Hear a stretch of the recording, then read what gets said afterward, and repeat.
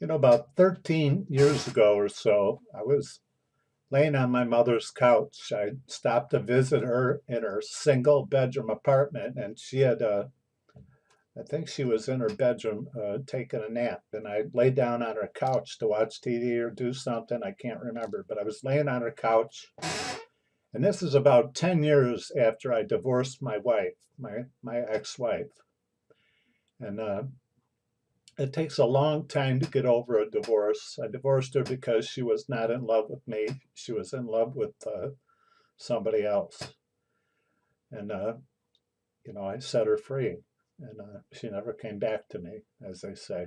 But anyway, we had been together for 16 years. We had two children together.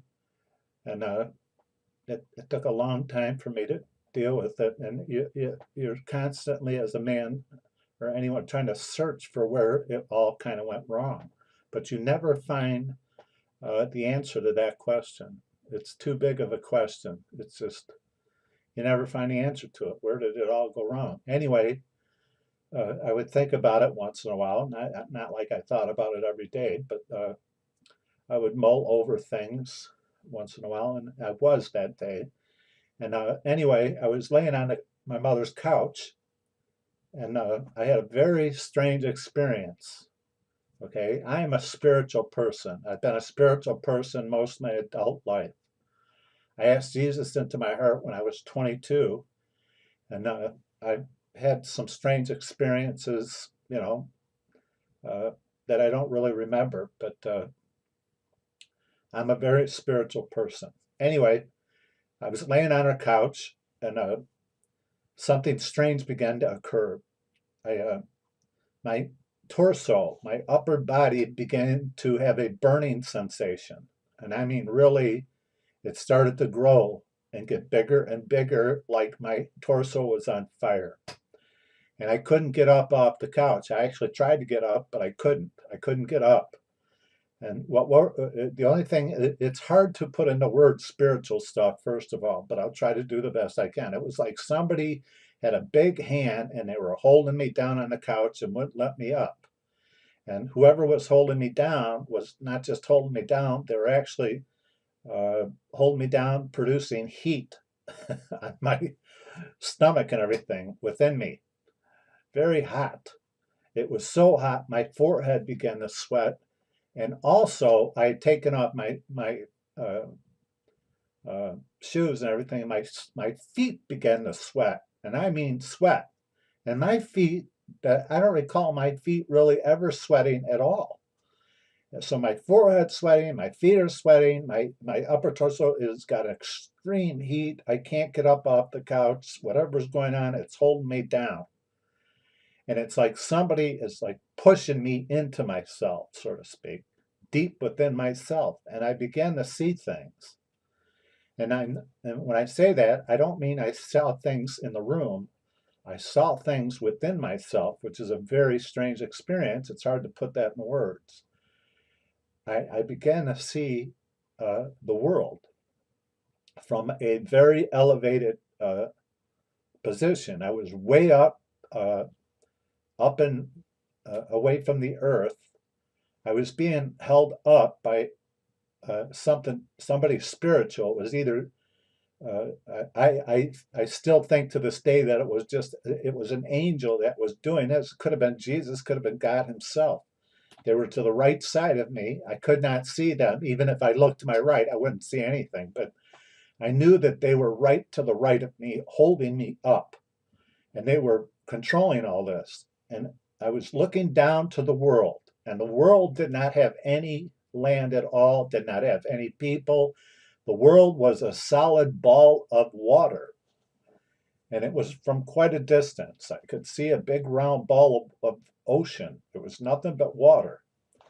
And I just stood there looking at the world from a great distance, and we started to move towards the world. And as we're moving towards the world, down to the world, and it's just this big ball of water, ocean, and it's a very beautiful dark blue color, uh, I began to see somebody, one person in the whole world. And the closer we're moving towards it, I realized that it's my ex-wife. And my ex-wife is named Ellen. And she was about waist deep in the ocean. And as we're getting closer, I see that she's got both arms and she's waving to me. And she's got a big smile on her face and she's waving and she looks happy. And I'm just like, all right, she's happy and I'm waving back. And we keep moving closer and closer, and I keep trying to make her out even better the closer we get. This whole time we didn't stop or anything. We just kept moving towards the world. And I'm looking at her and looking at her, and I kept getting closer, and I'm still at a great distance, and I still look at her and I look at her, and I realize at one point I look at her and I realize she's not waving and she's not smiling. She's actually waving because she's drowning, and she's not smiling. She's crying and she's drowning. And I went from a perception of her being happy and waving to a perception of her drowning and flailing her arms looking for someone to save her. And that really had a really bad effect on me. Like, I need to save her. This is someone that I dearly loved back then. And I still love to this very day because she's the mother of my two sons. And I always loved my ex-wife. Always. And I don't, and I will. Nevertheless, I as we get closer and closer, now we're getting so close. Like I said, she's drowning, she's crying, and she's flailing her arms like, somebody help me, somebody save me. I'd reach out at the last moment and try to grab her to save her. And I couldn't. And when I went right into the water, in under the water, and when I went under the water, I started to see thousands of things about her. Only her, not about me and her, just her. I saw images of her when she was a kid, when she was a happy girl, when she was older too. Some of the images I recognized because they were involved when I saw her, how her hair twinkled in the sunlight. She had beautiful auburn hair and how it had multiple colors in it. And when it was in the sunlight, it twinkled different colors, and how beautiful she looked out in the sunlight, and how the sun shaded her a different way, and how she looked beautiful when she turned a certain way in the sunlight and everything. And it just, all these different beautiful things, and then just different images that I've never seen before, thousands and thousands of things. When she was pregnant, how beautiful she looked. And like I say, when she was a kid, and it was like I was swimming. I was under the water, and it's like I was swimming through her soul. I understood that this was her soul that I was in, and I was like underwater swimming. And then it ended. And after it ended, I had three or four more things that I saw that had different meanings to them. But this was the first thing I saw. And like I said, this is years ago. This is the first time I've ever spoke about this. Um, this is something very unique and very special to me. I've never even told her about this. I did start writing her letters, but I never mentioned any of this kind of stuff. I did try to express to her never to blame herself for our failed marriage and some other stuff. And I just, anytime I attempted to speak to her, just kind of, it might have just made things worse. I don't know. Nevertheless, all the stuff poured out of me, and I wrote her stuff, and it just poured out of me. I don't know if it was just to put an end to all this stuff that I had inside of me. I don't know. I just kind of let it happen, and I let her think whatever she wanted to think of me. But I never told her this part of the spiritual stuff. And this is really what led me to do all those things, to write her the letters. Nevertheless, I learned a lot from that. I learned first and foremost, and this is probably the most critical part of this, is as a Christian, as anybody, as a husband or a wife, as a parent, you can't save anybody. See, that was a hard lesson for me to deal with because I've raised two kids. When they have problems, You feel like as a father, you want to save them from their own mistakes, from their own what might be a bad path they're going down. Do you understand? Whether it involves alcohol, whether it involves drugs, whatever it involves, it doesn't matter.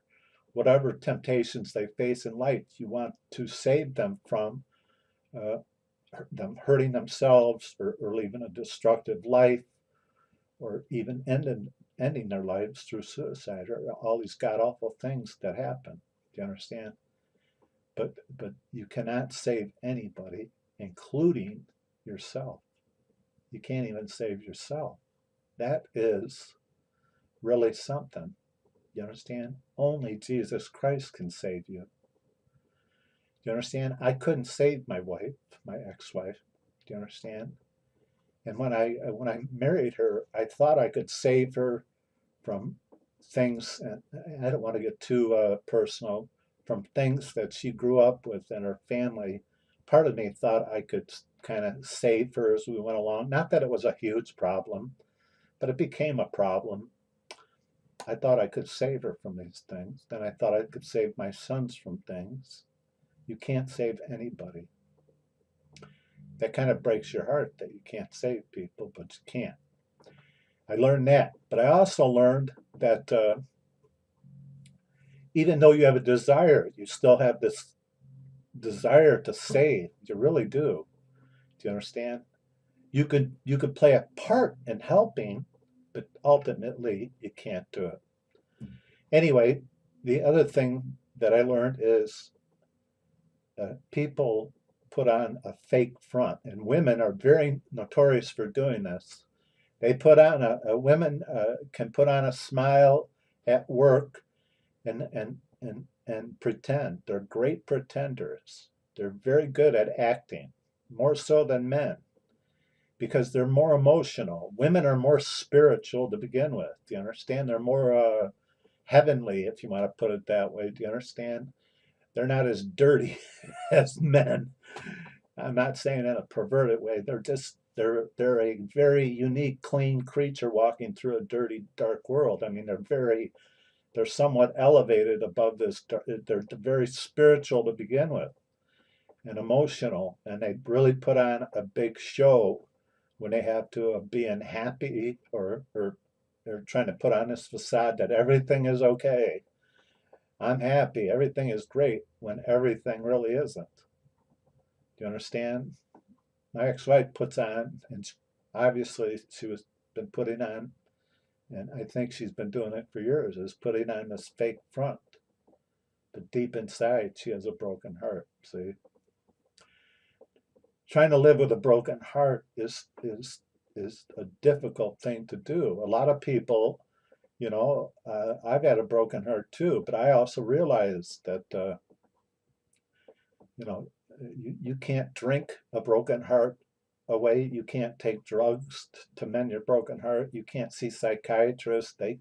Psychiatrists don't heal anybody. That there's never been any known psychiatrist to cure anybody of anything. Do you understand? And there's nothing wrong with medicines, but there's never been a medicine that's cured anybody of a broken heart. You have to realize that physicians, think of the word physicians, physics.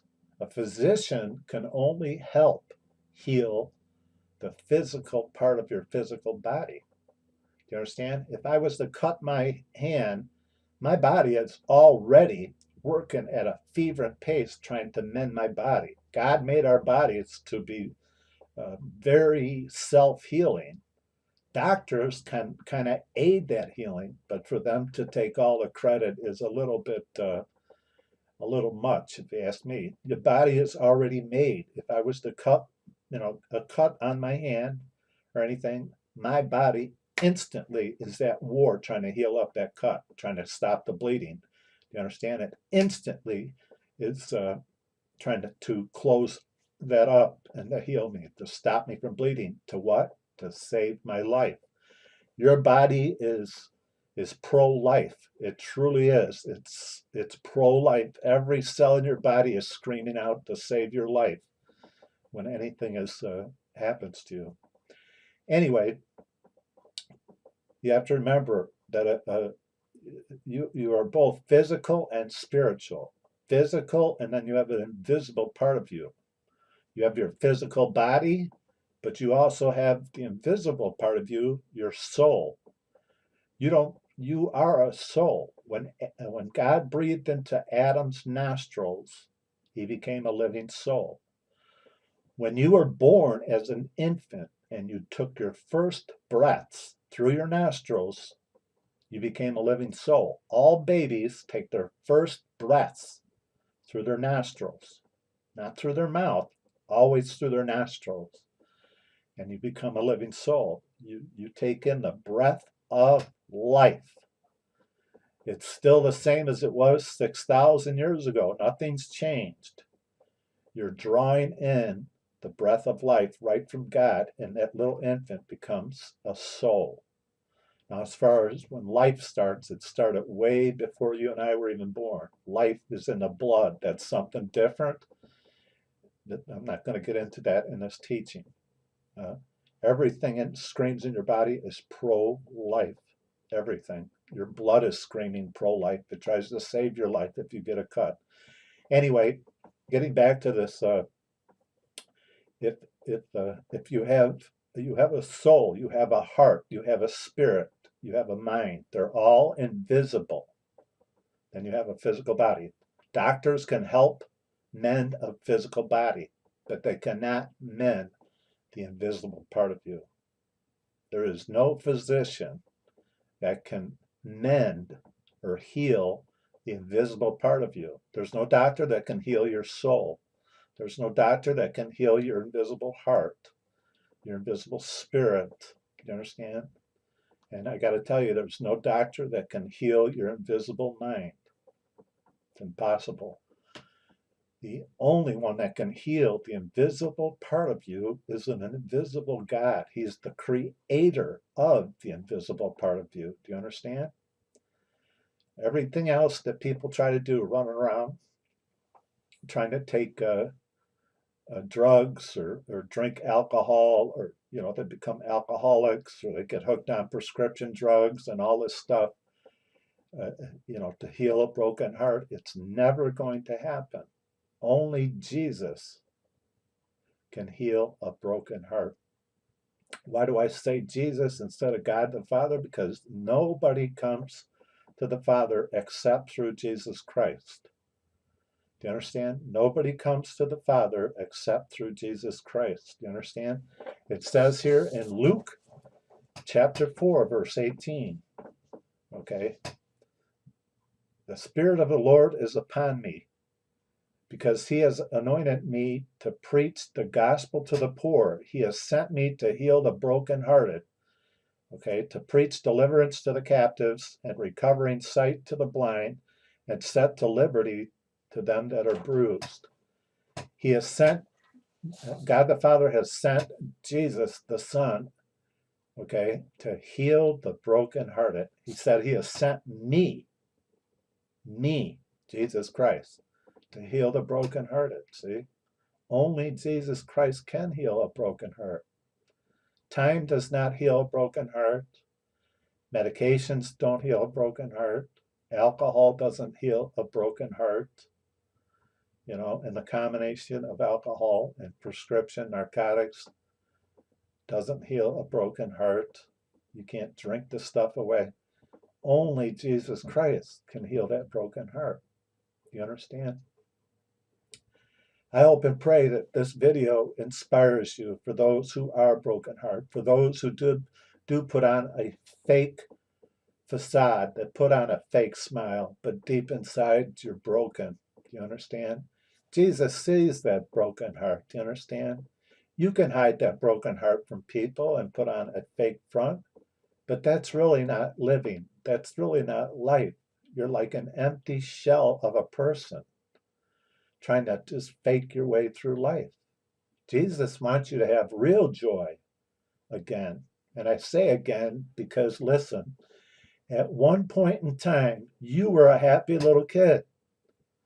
I guarantee you giggled as a child, as a baby. There's nothing better to hear for a man or a woman than the giggle of a little infant, because it's so innocent, it's so real.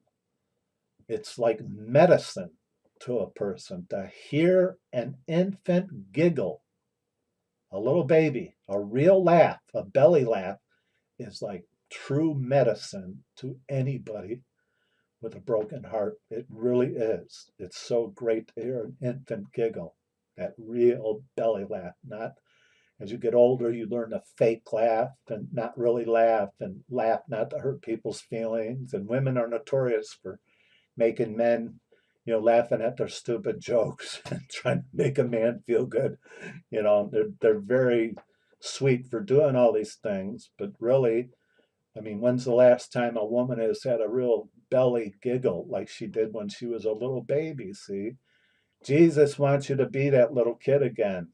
And when you laugh, he wants a real wholehearted belly laugh. You understand? A real giggle. That's who he wants you to be again.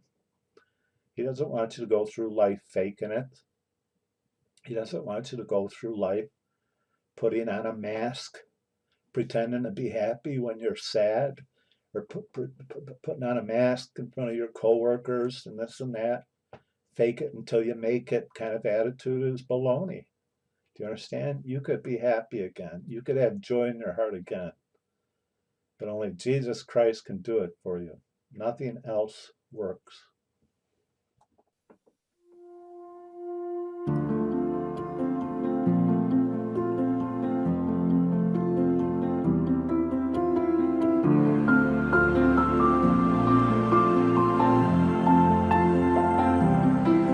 Shattered like you've never been before.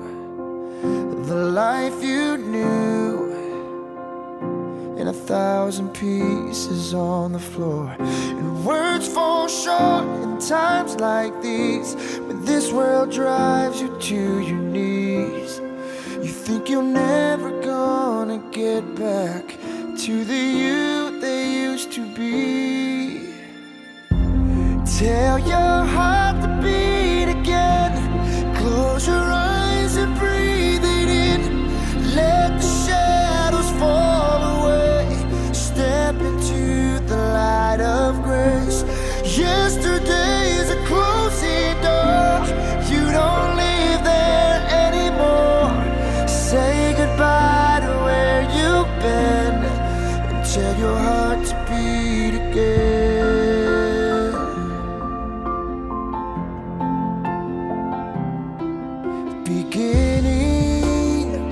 Just let that word wash over you. It's alright now. Love's healing hands have pulled you through. So get back up, take step one. Leave the darkness, feel the sun. 'Cause your story's far from over, and your journey's just begun. Tell your heart to beat again. Close your eyes and breathe it in. Let the shadows fall away.